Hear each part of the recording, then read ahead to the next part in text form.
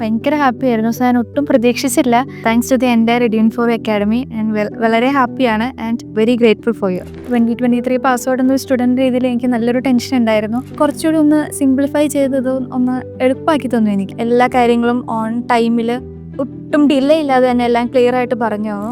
ആദ്യമേ എനിക്ക് നല്ല ടെൻഷൻ ഉണ്ടായിരുന്നു. സോ എൻക്ലക്സ് എന്ന് പറയുന്നത് അത്ര ഈസി എക്സാം ഒന്നും അല്ലല്ലോ. ബീങ് ഒരു ഡിഫിക്കൽട്ട് എക്സാം ആയതുകൊണ്ട് തന്നെ എനിക്ക് കുറച്ച് ബുദ്ധിമുട്ടുണ്ടായിരുന്നു. സോ എക്സാം അറ്റംപ്റ്റ് ചെയ്തപ്പോൾ ഓക്കെ ആയിരുന്നു. കഴിഞ്ഞപ്പം കുറച്ച് ടെൻഷൻ ഉണ്ടായിരുന്നു.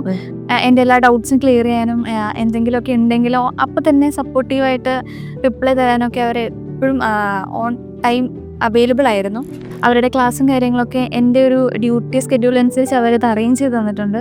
ട്യൂട്ടേഴ്സ് എന്നെ ഒത്തിരി ഹെൽപ്പ് ചെയ്തിട്ടുണ്ട്. And including academy coordinators, exam coordinators ഒക്കെ ഒത്തിരി ഹെൽപ്പ് ചെയ്തിട്ടുണ്ട്.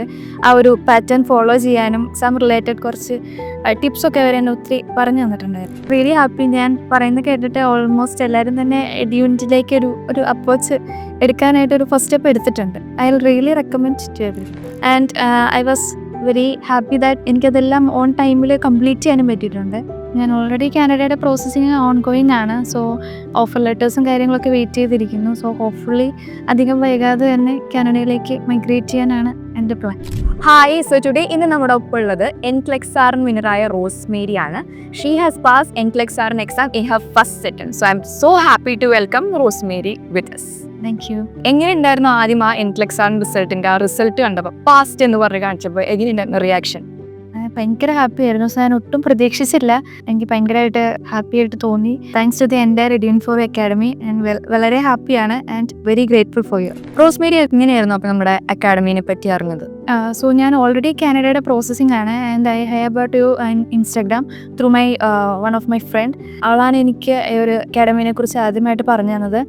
ആൻഡ് ഞാൻ ഇൻസ്റ്റയിൽ കണ്ടു, കുറേ പേരുടെ പോസ്റ്റുകൾ കണ്ടു. സോ അങ്ങനെയാണ് ഞാൻ അക്കാഡമീനെ കോൺടാക്ട് ചെയ്തത്. അപ്പോൾ നമ്മൾ ആദ്യം ക്ലാസ്സിൽ കയറുന്നതിന് മുന്നേ നമ്മുടെ ഇവിടുത്തെ ഒരു കസ്റ്റമർ സപ്പോർട്ട് വിളിക്കുമായിരുന്നല്ലോ. അപ്പോൾ അത് കഴിഞ്ഞിട്ട് നമുക്ക് ആദ്യം ഒരു തോന്നലുണ്ടാവും, ഫസ്റ്റ് അറ്റംപ്റ്റ് ആണ്, അല്ലെങ്കിൽ 2023 ആയിരുന്നില്ലേ പാസ് ഔട്ട്.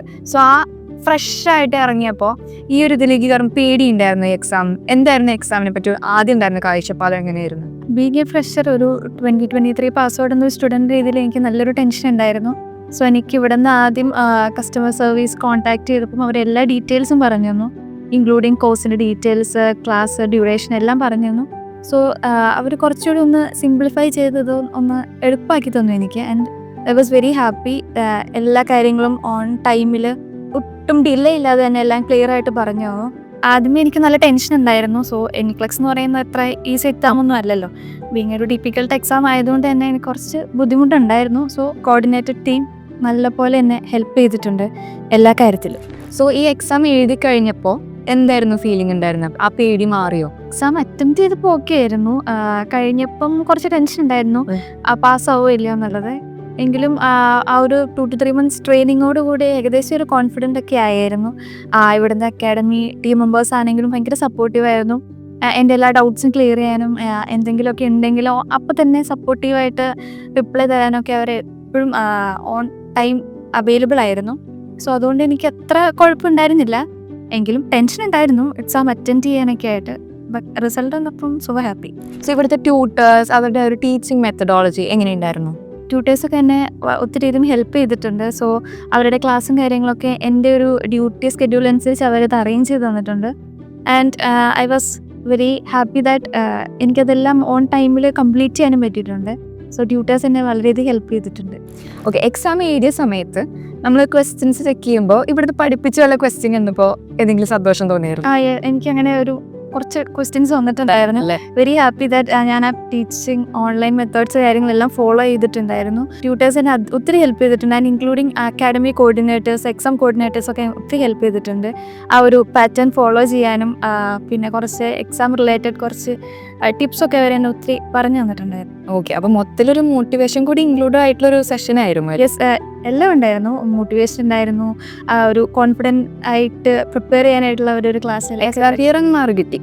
എക്സാം ഫിയർ മാറി കിട്ടി. ഒരു 2 to 3 months പ്രിപ്പറേഷൻ ഒരു ശരിക്കും ഹെൽപ്ഫുൾ ആയിരുന്നു. ഇനി നമ്മുടെ റെക്കോർഡഡ് ക്ലാസ്സസ് ആയിരുന്നില്ലേ കൂടുതലും ഈ വർക്കൊക്കെ ഉള്ളതുകൊണ്ട്, അതെങ്ങനെ ഉണ്ടായിരുന്നു?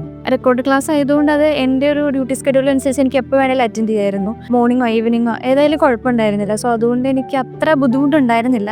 ക്ലാസ് എനിക്ക് ഒന്നും തന്നെ മിസ് ചെയ്യാതെ എനിക്കെല്ലാം കൂടാൻ പറ്റിയിട്ടുണ്ട്. ഇനിയിപ്പോൾ മുന്നോട്ട് പോകുമ്പോൾ നമ്മുടെ കോച്ചിങ് ഫ്രണ്ട്സിനോ അല്ലെങ്കിൽ റിലേറ്റീവ്സിനോ റെഫർ ചെയ്യോ? തീർച്ചയായിട്ടും ഞാൻ ഓൾറെഡി അവരുടെ അടുത്ത് 2-3 ഫ്രണ്ട്സിൻ്റെ അടുത്ത് പറഞ്ഞിട്ടുണ്ട്. ഒരാൾ പഠിക്കുന്നുണ്ട് ആൻഡ് മറ്റേ ആൾ ഓൾറെഡി എക്സാം ഒക്കെ കഴിഞ്ഞിട്ടിരിക്കുന്നു.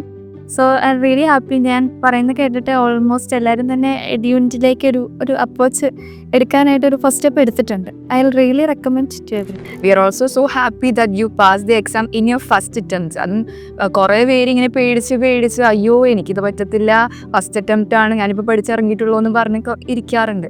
പക്ഷെ അങ്ങനത്തെ ഒരാൾ പേടിച്ചിട്ടാണെങ്കിൽ ആ ഒരു അറ്റംപ്റ്റ് എടുത്തല്ല, അതന്നെ വലിയൊരു കാര്യമാണ്. And you passed also. It's a very big thing and congratulations on achieving that goal.